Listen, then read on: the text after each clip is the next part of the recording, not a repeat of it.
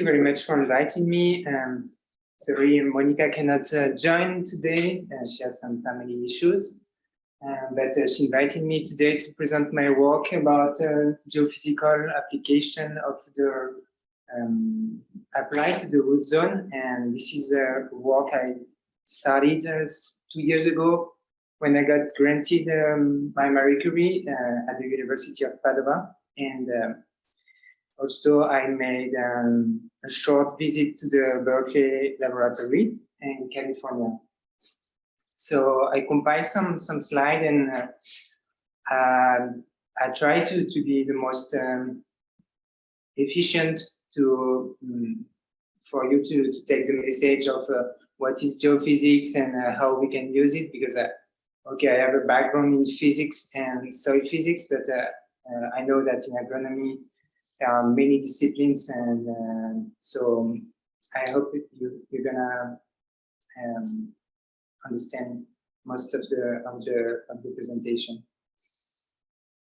So first, I wanted to introduce what is behind the word geophysics. So usually we talk about geophysical imaging, and we have two types of geophysics: the deep geophysics, which is interested in seismics investigation, deep earth investigation, and on the other side you have the environmental geophysics or applied geophysics. That is more focused on the earth beneath surface and less depth of the soil.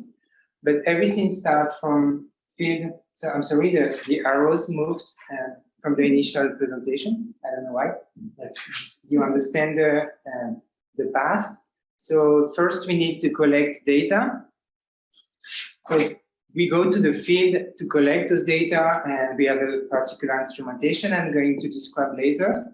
Then we move to the processing of this data, and then ultimately we have a model of the Earth. And so this is what is described here. So what is beneath our feet, and we can infer and image the soil from 1D, one-dimensional, to 3-dimensional. And we can have also time components to describe what's the soil properties. And in this workflow, I would say that 10% of the work is the field, and 90% of the work is the processing. So most of the work of the geophysicist is to process the data, and for that we need prior knowledge. So that's why when you work in geophysics, you need to understand how to process this data. And so very basically, if I wanted to describe the principle of the geophysics, is first you start from generating a wave. Okay, this wave is going to propagate into the soil, and some sensors are going to record the wave. And the way the wave is affected by the travel into the soil is going to give you some clues about the soil properties. So some of the imaging methods are active, so we generate the wave. Some are passive, so we use natural waves that are generated by the biologically or different processes that occur naturally in the soil. And we have some different imaging methods that are called geoelectrical survey, seismic survey, electromagnetic survey. And those are just names of the method because they are sensitive to different properties of the soil. So the geoelectrical survey will be sensitive to the soil resistivity property. I'm going to define it later. Then the seismic survey is going to be sensitive to the soil density, so it moved. And the electromagnetic survey is going to be sensitive to another property of the soil.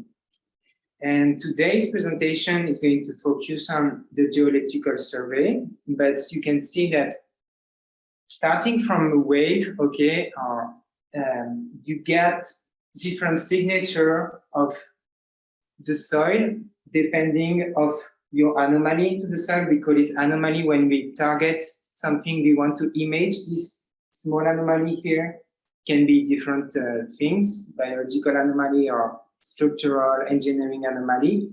And at the end of the day, using those different approaches, you get different signature because of this anomaly located in the soil.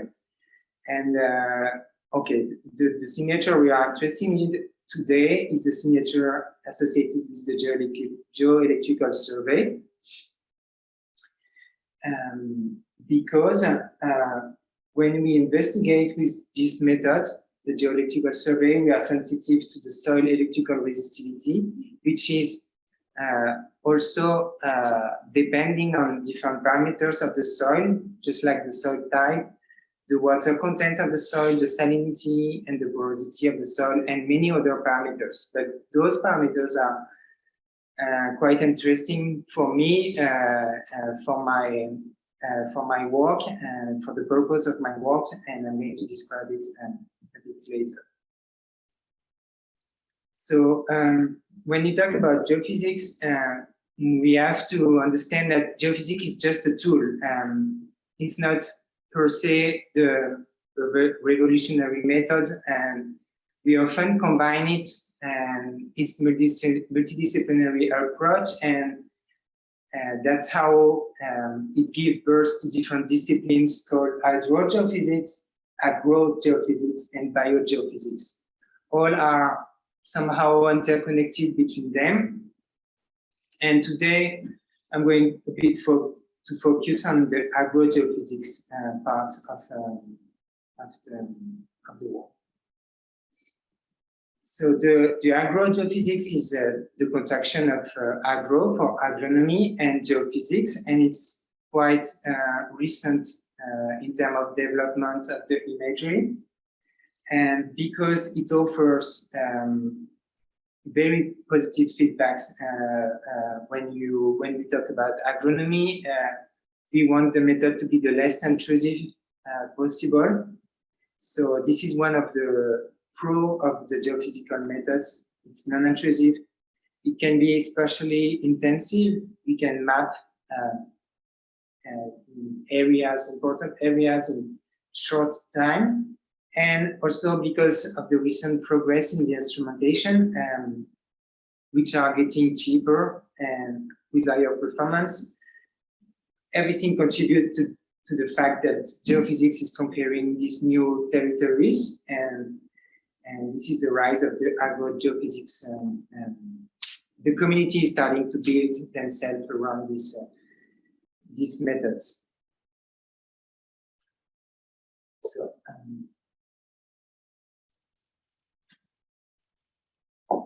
I already started to describe a bit what would be the domain of the application of this geophysical method. So we are interested in the upper surface, and one keyword that connects different disciplines is the Earth critical zone. So we talk about the Earth critical zone because there are many complex interactions involving the rock, soil, and water, and air and living organisms. So it talks to different disciplines, and in geophysics we can implement the methods to image the processes at this scale, and so this is more or less the domain of the application of the geophysical methods.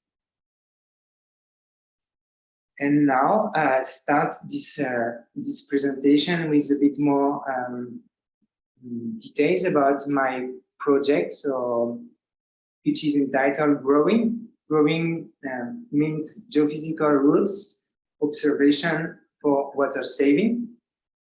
So I started this grant in January 2020, and it would end next year soon. And I was like initially I wanted to go to the Berkeley lab for 2 years, but because of the pandemic and the border closed and everything, I finally went there for 6 months. But still, it was a good experience, and we collected some good data, and we had some good results. So I'm going to describe it a bit more after. So when I started to write this proposal, the state was the fact that in the Mediterranean area, there is a severe water shortage and decreasing crop yields. And this because of the water stress that impact the plant physiology. So what can we do to fill some gaps, and in particular, if we are interested in what's going on in the soil at the root level, we need to have methods to image the plant root water uptake and how water moves into the soil. And so these methods are not available yet. So that's why I wrote this proposal, and I bet that geophysical instrumentation could help to understand what's going on at in the root zone.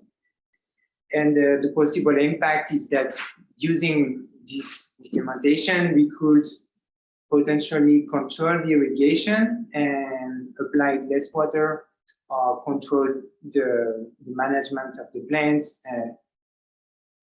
Finally, yeah, we want to use less water and save the water, right?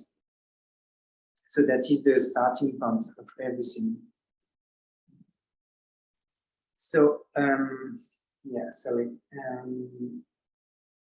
In this representation of the Earth's critical zones, we can describe the water movements in different directions. So the water moves not only because of the plant transpiration, but there is some also channeling because of the roots or because of the fractures of the soil. So, and you also have redistribution if you have a complex pattern of vegetation on the top. And within this scheme, I guess the less understood, yes, is how the roots are moving the waters and how they contribute to the redistribution, or to the evapotranspiration, or to the channeling through the aquifers. So this is the thing I'm the most interesting. So these parts where the roots act on the water movements, and more particular, paying attention to the wine plants. So this is the same idea here, except that we really want to understand what's going on beneath the vegetation. And so if you have like rows of grapes, how the water moves, and if you have a slope, if you have different effects of this grape, how we can understand the roots system there. And particularly because we know that to produce good wine, we need a small hydric stress. So it's not only, okay, we want to irrigate the plant and that's enough, like the plant will have a lot of water. No, we want to control really what's the stress of the plant at one time of the year to produce the best wine at the end. So, and this is a very nice drawing of like how important is the root system to produce the wine ultimately. And it illustrates perfectly the idea of my brains actually. So I'm focused on grape wine, but I'm also interested in other type of plants and trees. And so I worked in the desert in Israel on acacia trees who receive very small amount of water per year, because there are very small precipitation there, and the most water input in this area is because of the flash floods. There are flash floods, and it's very difficult to understand how they use the water from the flash floods. And so this is one of the area where we are working, and the acacia is transpirated very slowly. Then we also work on irrigated orchards and in Sicilia, and also on the herbaceous plants, which are also irrigated. So this is different field site that we use to test those methods. And just an illustration, another slide here to describe how much geophysics can vary in terms of scales. So we can work in the laboratory. Here I'm going to use a lot this what we call rhizotron. So it's a transparent box where we grow the plants. And in that scale, it's more like at the container scale. So it was like more instrumented, but we control still some parameters, but it's already bigger than the laboratory scale. But we can also work in the field directly with less control, with less influence parameters. So that's how we can move from the laboratory to the field. And in any case, often the soil is a black box and everything is, well, we cannot see with our feet, and we need imaging methods. And traditionally, we put sensors in the soil, but those sensors are punctual and not representative of or they are representative of one point of the soil, and usually they are the costs associated with putting a lot of sensors in the soil are high. So we wonder if geophysics would be a good asset for to investigate these black boxes. And a lot of things needs to be discovered, because when we talk about geoelectrical methods in the root zone, from the observation to the interpretation, everything listed here can be potential parameters that vary the initial wave that we generate, right? So you can say, okay, that's super interesting because we are sensitive to all these parameters, and then we can have a lot of information about our system. But also, on the other hand, we say, yes, but which of these parameters can really control our results? Is there correlation between those parameters and how they are correlated? So we need to understand what to exclude when we measure, and what to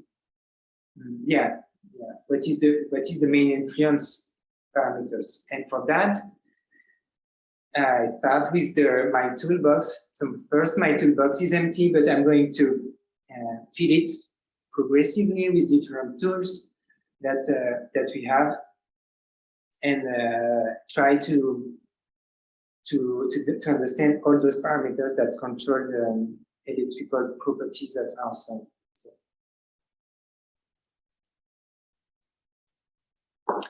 So the tool number one is called tomography of resistivity.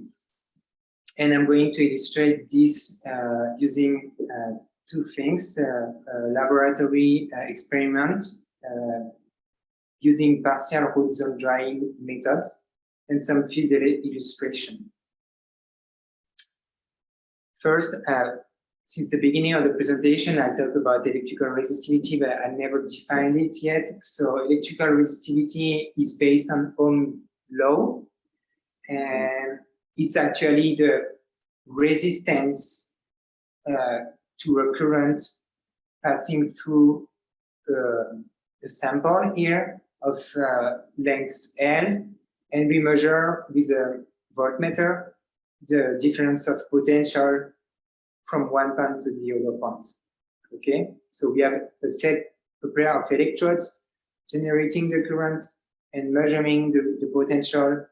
And from Ohm's law, we can infer from the difference of potential and the intensity of the current, the resistance of our sample. And if we extend this resistance to three-dimensional, we have the resistivity of the sample. Okay, so the resistivity of the sample is usually called written with the Greek letter rho, And we can also talk about the conductivity of the soil, which is the inverse of the resistivity, and it's called sigma. Okay. So what are our motivation of using these soil properties is that if we observe the vegetation, naturally there are movements of ions through the stems, through the roots because of the sap, and this sap, this movement is generating an electrical field or is it an electrical current that we can measure. And so the plant is a seat of a natural activity, electrical activity, bioelectrical activity.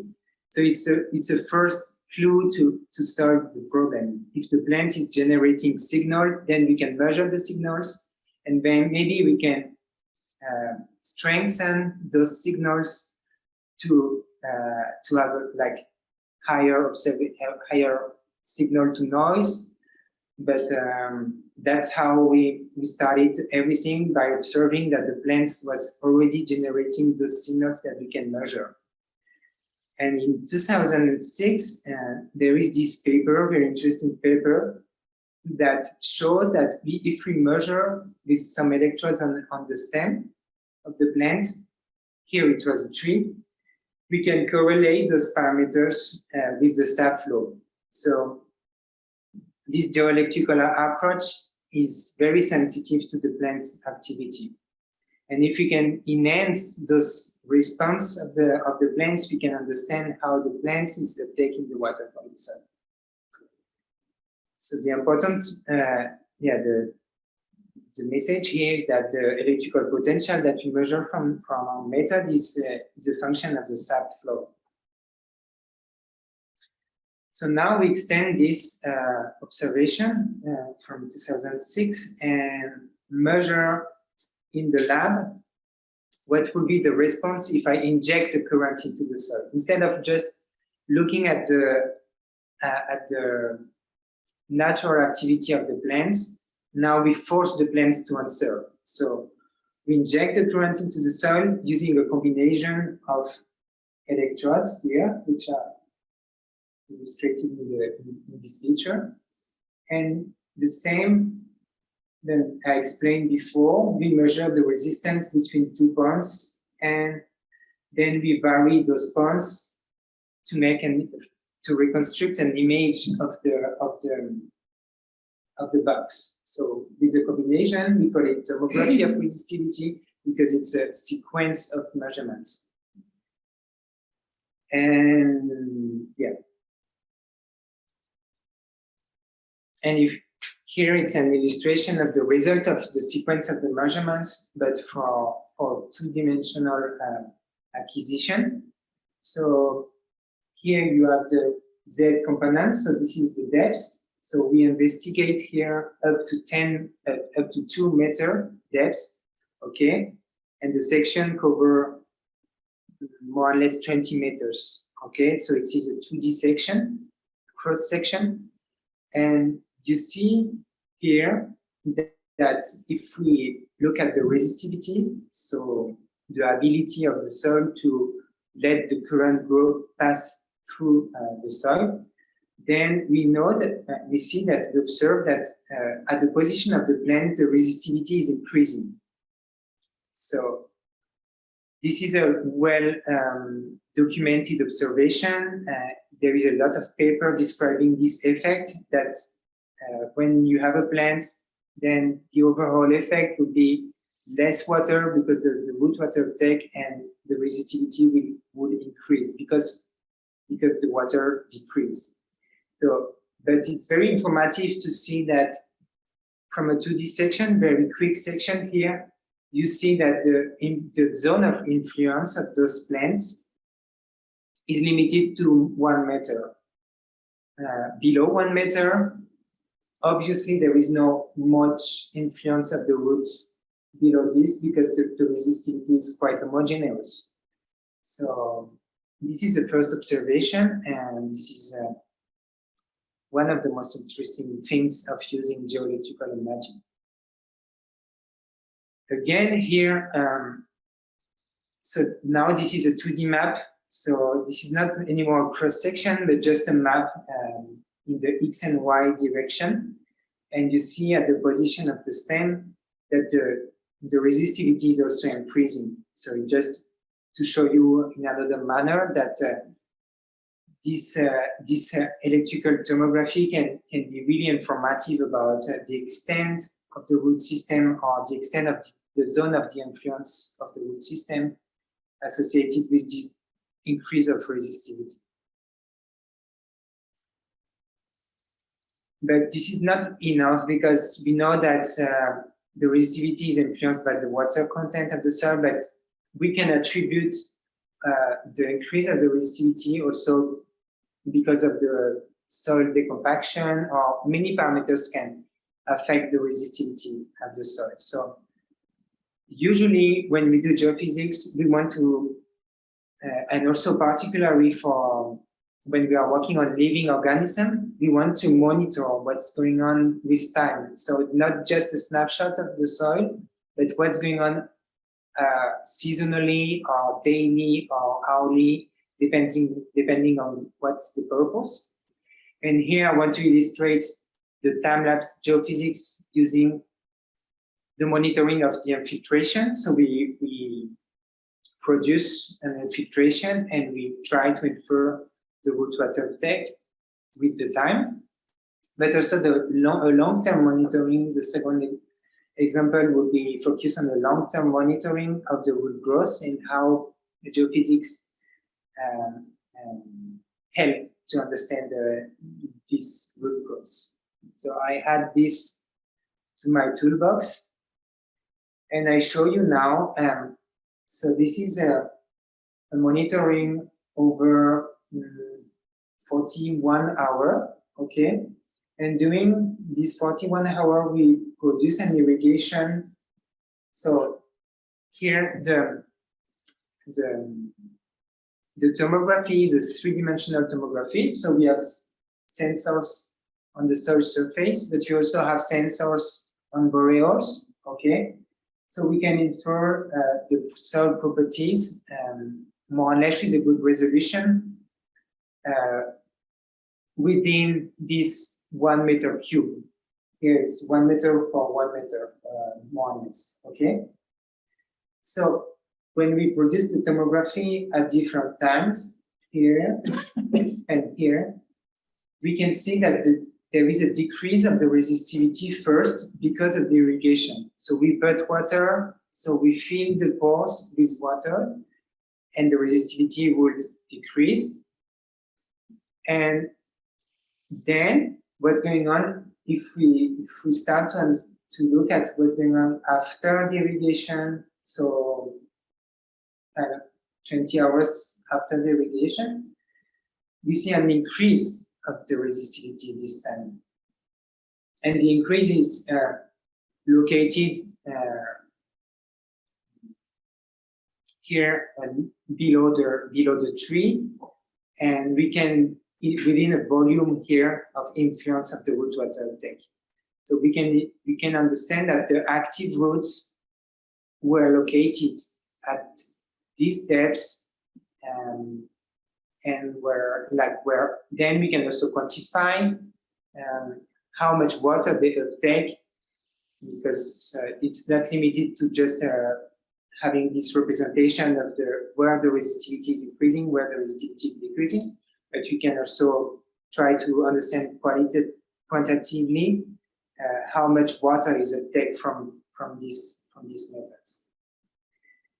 And we could have done more time-lapse and show that the active roots change with time, and the spatial distribution of the active roots can change, and the depth of the active root. So that's the idea of monitoring our system. Then the second example illustrates the root growth.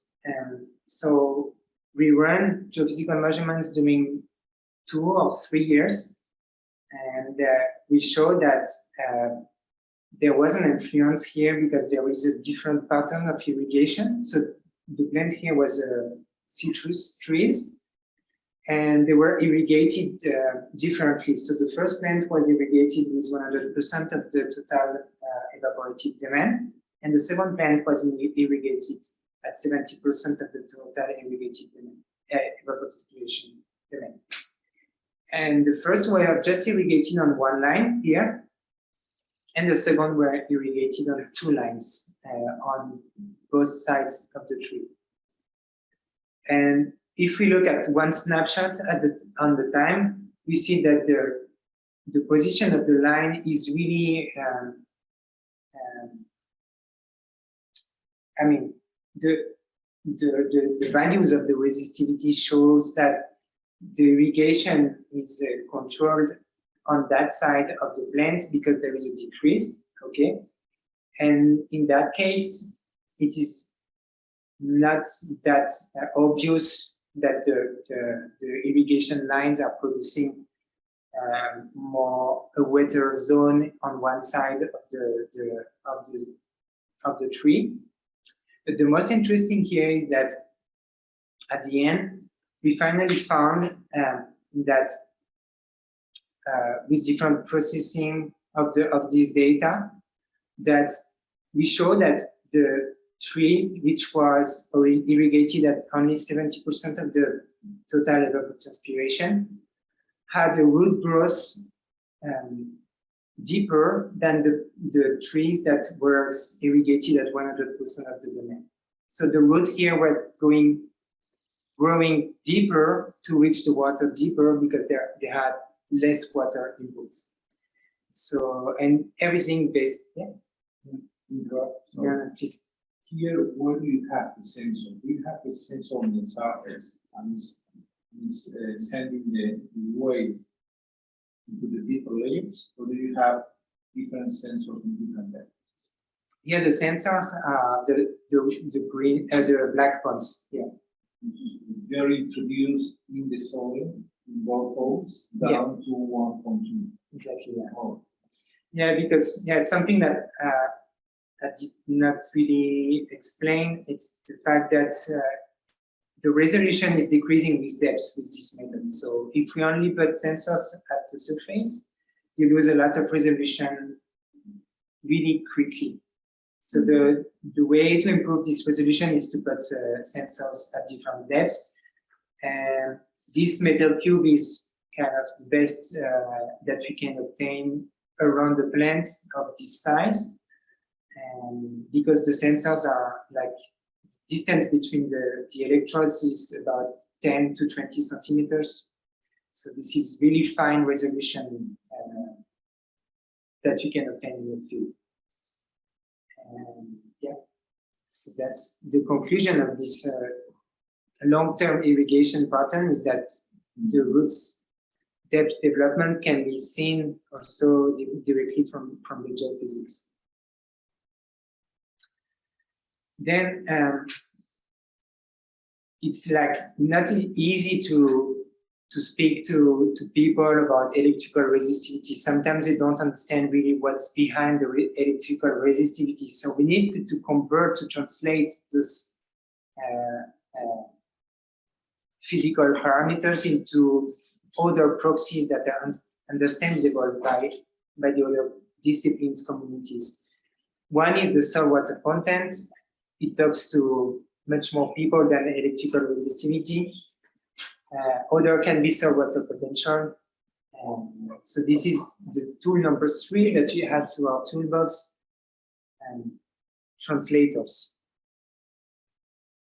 So back to our 2D cross-section of resistivity. Okay, we have this resistivity color scale, and now we want a soil water content color scale. So how can we translate this? We use what we call the Archie law.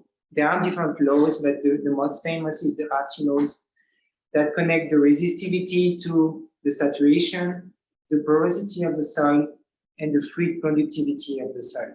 So how the soil is porous, and if it's saturated, what is the conductivity of the fluids within the pores? And all those parameters will affect the resistivity. And usually we go to the field, we collect samples, calibrate this relationship in the laboratory, and then infer the parameters M and N that control the shape of this resistivity saturation function. And we can update cross-section with the soil water content color scale now, thanks to the translation of the resistivity to the soil water content. So, for example, here we see that for low resistivity, we have high soil water content, and for high resistivity, we have low soil water content. So it's very consistent to what we observed before, that in the root zone, when the roots uptake the water, then the water decreases, and if the water decreases, then the resistivity increases. So that's why we have an increase of the resistivity close to the blend position. Okay. So the second parameters that can be interesting to look at is the soil matrix potential, and for that we have the Van Gennington translator, another law that converts, in that case, we use the soil water content directly to convert into the soil matrix potential. And we obtain this third color scale, which is also correlated with the resistivity by this law. So we fill the information about this section that was initially only about resistivity. Now we have different proxy to interpret and to talk with other people. And probably at the end of the day, the most interesting proxy for agriculture, the field capacity. So we are able to convert from the resistivity to field capacity, or to reduce transpiration parameter, and to reduce evaporation parameter, or the wilting point. So here we put arrows on which are the points that correspond to this proxy, based on the different parameters that we computed previously. So you see that, okay, I skip a bit the boring part of the processing, but you see from this image, we have a lot of information that you can infer only based on one tomography section. And we can go even further in the interpretation, and by adding a new tool, and which is the adult geophysical modeling. So in that case, the hydrology part is borrowed from another toolbox, and we steal it from the hydrological community, and we model what's the state of the parameters using the Richards equation. I'm going to describe it later. And thanks to the other geophysical modeling, we can also reduce the uncertainties on the interpretation of the geophysics. So the starting points to model the water movement into the soil is the Richards equation. And well, maybe you know it, maybe you don't, but the most important point in that slide is that for my work, this is an important term because we add to the Richards equation, to the flow of the water into the soil, also a sink term that models the root water uptake. And this sink term is usually empirically described because we don't know much about the roots parameters. And that's how geophysics can inform the hydrological model by adding information, prior knowledges to the hydrological model, because we have an information, as you see, about the root depths. So this can be a way to calibrate the Richards equation, and the Z part of the Richards equation, which is the root depths of the sink term. And for that, I started to model a partial root zone drying experiment in the lab. So if we run the partial root zone drying, which consists of alternate irrigation between left and right side of the plants. So we obtain a drying side and a wetting side, and the plant is going to respond to this root zone drying. So first we want to model it in terms of hydrology, right? And this is the model. So here you see the pressure head of our rhizotron box decreasing on the left side because we irrigate on the right first, and then decreasing on well, you see the side effects of the drying experiment because we split the rhizotron and apply different conditions from left to right. So we model this. We model this protocol using the hydrological model, right? And then we introduce some uncertainties to our models. So we run many simulations with different root depths, with different FIDES parameters that control the root water uptake. The FIDES parameters are the one controlling the symptoms of the Richard equation. So this simulation is repeated many times with different parameters that introduce uncertainties. So we say, okay, maybe the plant here has a root depth of 0.2, maybe the plant has a root depth of 0.3. So we model different configuration. Okay, so this introduces uncertainties into our model, and those uncertainties are translated here. So if we look at what's going on at this point of the box, so this is the solution in red, but the uncertainties is really huge because we introduced these uncertainties. We wanted to see if we don't know nothing about our soil, well, after 30 hours, then we could state that the soil is close to 0.5. The soil saturation is close to 0.5, but we can also say that the soil is close to 0.25. So a lot of uncertainties when we simulate hydrological models because we don't know much about the initial conditions of the model. And thanks to the geophysics, so if we run tomography, resistivity tomography into the same box here, we obtain an image, initial image, and we can obtain different image from time-lapse image we saw. And you see that inserting the knowledge of this electrical resistivity tomography, we can reduce considerably the uncertainties on the hydrological model. So here it's very impressive how much the geophysical model is constraining the hydrological model. And you see that so there are different steps here. The first thing is that to translate the electrical resistivity tomography to soil water content or saturation, and then calibrate the saturation at one moment for the hydrological model. And then we can really fit the solution after we are really narrowing the uncertainties thanks to the geophysics.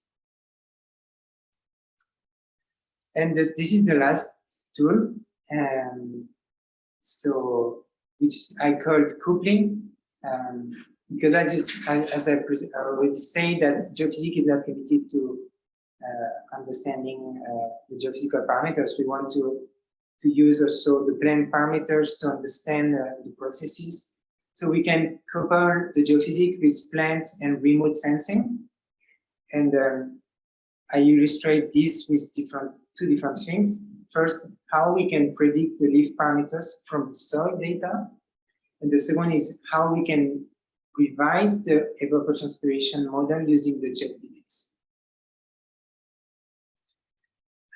So this slide is showing the correlation between the soil and the plants. data. So there are different proxy of the plants, the leaf water potential, the leaf this proxy, and the leaf mass per area. But this is not really my cup of tea, so I don't know much about those parameters. But from this paper, it really describes the link between the variation of the resistivity measure and the leaf water potential and the different parameters on the leaves, right? So with different correlation, positive correlation, negative correlation, and high correlation and less correlation depends on the case. So this is the first observation, and then the second observation from another study in 2019.